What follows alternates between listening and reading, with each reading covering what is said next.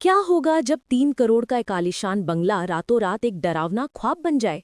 क्या होगा जब आपको लगे कि आपने अपनी जिंदगी की सबसे बड़ी डील की है, लेकिन वो डील असल में आपकी जिंदगी की सबसे बड़ी मुसीबत हो?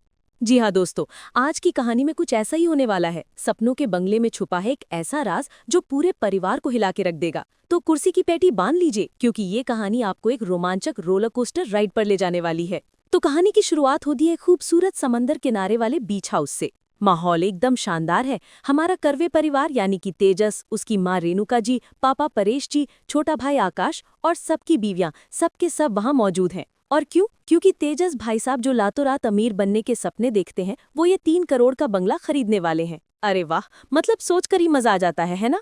लेकिन दोस्तों, कहानी इतनी सीधी होती तो संजना टीवी पर मैं आपकी दोस्त संजना आपको ये बताने क्यों आती। पिक्चर तो अभी शुरू हुई है।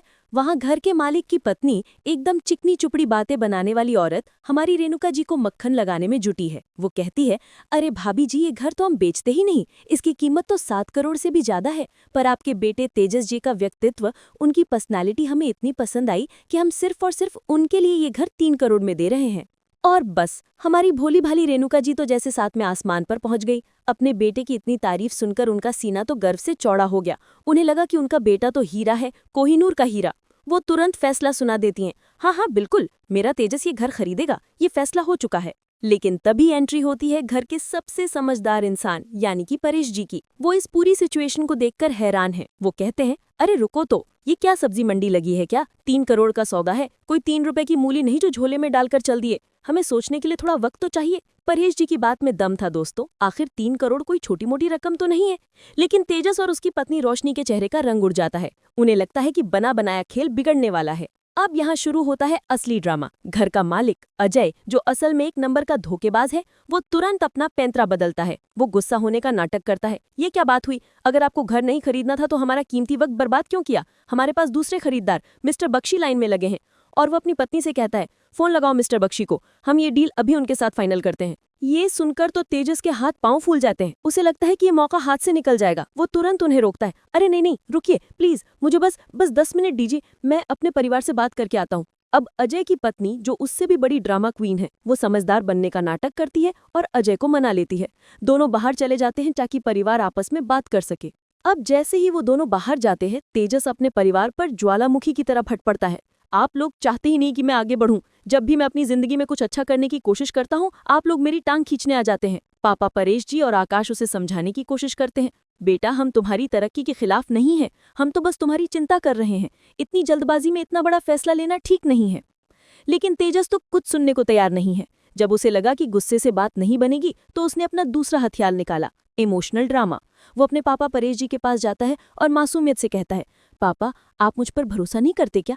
मैं फाइनल डील नहीं कर रहा हूँ, ये तो बस एक सिक्योरिटी कॉन्ट्रैक्ट है। जब तक मेरा होम लोन पास नहीं हो जाता, तब तक मैं घर नहीं खरीदूंगा। ये तो बस घर को अपने नाम पर होल्ड करने के लिए है। वाह तेजस वाह, क्या झूठ बोला है, और वो भी अपने सीधे साधे बाप से। ये सुनकर परेश जी थोड़े शांत होते हैं। लेकिन आकाश को अभी भी दाल में कुछ काला लग रहा है। वो कहता है, भाई लेकिन सिक्योरिटी अमाउंट इतना ज्यादा क्यों? और दोस्तों, यहीं आता है कहानी में एक और ट्विस्ट। अब तक जो रेणुका जी अपने बेटे के प्यार में अंधी हो रही थी, वो अचानक से पलट जाती हैं। वो आकाश और परेश का साथ देते हुए कहती हैं, हाँ तेजस, ये दोनों सही कह रहे हैं, हमें घर के मालिकों से बात करके 2 दिन का वक्त मांगना चाहिए। ये देखकर तो परेश जी और आकाश की आंखों में चमक आ जाती है। परेश जी खुश होकर कहते हैं, शाबाश, मेरी पत्नी ने जिंदगी में पहली बार कोई समझदारी का फैसला लिया है। उन्हें लगता है कि अब सब ठीक हो जाएगा। लेकिन क्या सच में सब ठीक हुआ? दोस्तों, संजना टीवी पर आपको सच्चाई पता चलेगी। ये सब एक सोची समझी चाल थी। अब मैं आपको ले चलती हूँ फ्लैशबैक में। असल में हुआ ये था कि जब तेजस ने 10 मिनट का समय मांगा, तो रेणुका तेजस और रोशनी को एक कमरे में ले गई थी। वहां भी पहले रेणुका घर खरीदने के खिलाफ थी। वो तेजस को समझा रही थी कि जल्दबाजी ठीक नहीं है। लेकिन तभी रोशनी ने अपना असली रंग दिखाया। उसने अपनी सास यानी कि रेणुका जी को इमोशनली ब्लैकमेल करना शुरू कर दिया। वो बड़ी मासूमियत से बोली, माँ जी आप तो समझदार हैं, आप तो कम से कम तेजस का साथ दीजिए। ये तो बस एक सिक्योरिटी पेपर है, फाइनल डील नहीं। अगर कुछ गड़बड़ होती तो मैं खुद तेजस को रोक देती। तेजस और रोशनी दोनों ने मिलकर रेणुका जी को अपनी बातों के जाल में ऐसा फंसाया कि बेचारी माँ का दिल पिघल गया। उन्होंने कहा कि वो ये सब परिवार की खुशी के लिए ही तो कर रहे हैं। और बस रेणुका जी उनकी बातों में आ गई और उनका साथ देने के लिए तैयार हो गई। और फिर क्या था? तेजस ने अपनी माँ के सामने ही उन धोखे भरे पेपर्स पर साइन कर दिए, 25 लाख रुपए और दिए और घर की चाबियां अपने हाथ में ले ली। अब वापस आते हैं प्रेजेंट में। जब तीनों बाहर से वापस आते हैं तो घर का मालिक अजय तेजस की तारीफ करते हुए कहता है, ये हुई ना बात। ये सुनते ही बाकी घर वालों को समझ में आ जाता है कि उनके साथ धोखा हो चुका है। अजय परेश जी पर तंज कसते हुए कहता है, आपकी पत्नी तो कमाल की हिप्नोटाइजर है, उन्होंने तो मुझे वो करने पर मजबूर कर दिया जो मैं सोच भी नहीं सकता था। असल में वो ये कहकर मजाक उड़ा रहा था कि रेणुका ने 2 दिन का वक्त मांगा था, लेकिन उसने 1 घंटे में ही डील फाइनल करवा दी। फिर अजय अपना असली चेहरा दिखाता है। वो तेजस से कहता है कि बाकी के पैसे चुकाने के लिए उसके पास 6 महीने का वक्त है और तब तक उसके 30 लाख रुपए सिक्योरिटी डिपॉजिट के तौर पर उनके पास रहेंगे। और ये कहकर वो और उसकी पत्नी फ्लाइट लेट होने का बहाना बनाकर वहां से 9-11 हो जाते हैं। तेजस और रोशनी तो एक दूसरे को बधाई देते हैं, लेकिन रोशनी उसे चेतावनी देती है कि इस 30 लाख रुपए और धोखे वाले एग्रीमेंट का राज किसी को, खासकर परेश और सचिन को पता नहीं चलना चाहिए, वरना घर में महाभारत हो जाएगी। अब कहानी का कैमरा घूमता है सड़क पर। एक तरफ हमारा हीरो सचिन अपनी टैक्सी चला रहा है और दूसरी तरफ से वही धोखेबाज मालिक अजय एक कैब में आ रहा है और दोनों की गाड़ियों में टक्कर होते होते बचती है।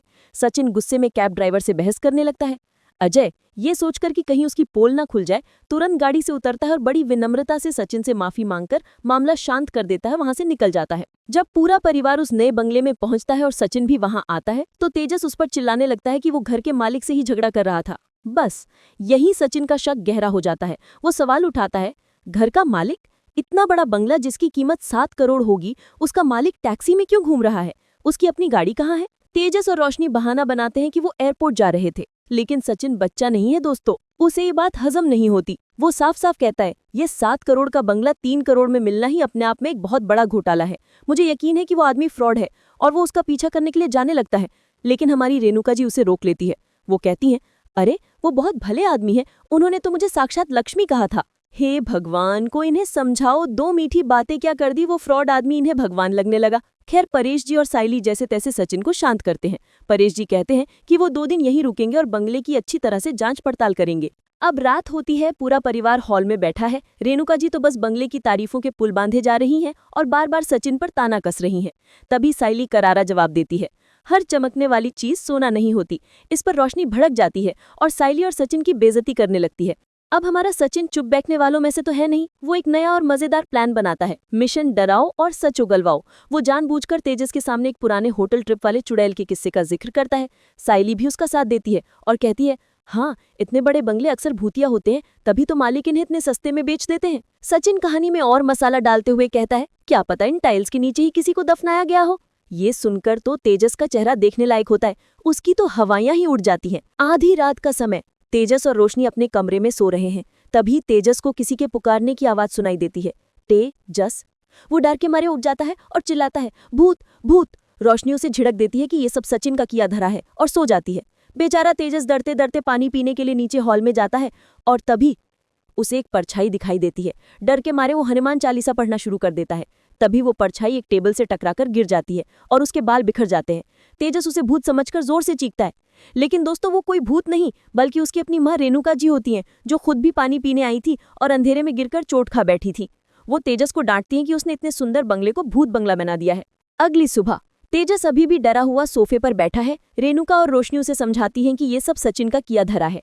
रेणुका गुस्से में कहती है कि हमें सचिन को रोकना होगा, वरना वो पता नहीं और क्या क्या करेगा। दूसरी तरफ साइली लॉन में अपनी दोस्त जूही से फोन पर अपने फूलों के बिजनेस की बात कर रही होती है। तभी सचिन आता है और उसके साथ रोमांटिक होने की कोशिश करता है। साइली उसे चीरती है कि वो इतना उतावला क्यों हो रहा है। तभी वहां आकाश और रिया भी आ जाते हैं और सचिन एक जासूस की तरह माहौल को सीरियस बना देता है। वो कहता है, खिलाड़ियों, मेरे अंदर का जासूस कह रहा है कि यहाँ कुछ तो गड़बड़ है दया, और हमारे पास सच का पता लगाने के लिए सिर्फ 2 दिन है। वो आकाश, रिया और साइली को अपनी टीम में शामिल करता है और पूछता है, तो खिलाड़ियों क्या सब तैयार है? तीनों एक साथ जोश में कहते हैं हाँ, और इसी के साथ शुरू होता है मिशन बंगले की तहकीकात। लेकिन दोस्तों कहानी यहीं खत्म नहीं होती। जब ये सब चल रहा होता है, बंगले के गेट पर एक औरत दिखाई देती है जो पूरी तरह से एक तांत्रिक के भेस में है। उसके हाथ में एक लालटेन है और वो रहस्यमय तरीके से अंदर की ओर बढ़ती है। वो दरवाजा खटखटाती है। रेणुका दरवाजा खोलती है और सामने उसे देखकर रेणुका के होश उड़ जाते हैं। उसकी आंखें फटी की फटी रह जाती हैं। अब ये तांत्रिक औरत कौन है? क्या वो बंगले का कोई पुराना राज जानती है या फिर ये भी किसी की कोई चाल है? ये सब जानने के लिए तो आपको देखना होगा अगला एपिसोड, और उसकी कहानी सबसे पहले सबसे मजेदार तरीके से जानने के लिए आपको क्या करना है? जी हाँ, बिल्कुल सही, सब्सक्राइब करना है आपका अपना चैनल संजना टीवी और बेल आइकन दबाना बिल्कुल मत भूलिएगा। मैं आपकी दोस्त संजना आपसे मिलूंगी अगली कहानी के साथ। तब तक अपना ख्याल रखिए, स्वस्थ रहिए और मस्त रहिए। Bye bye.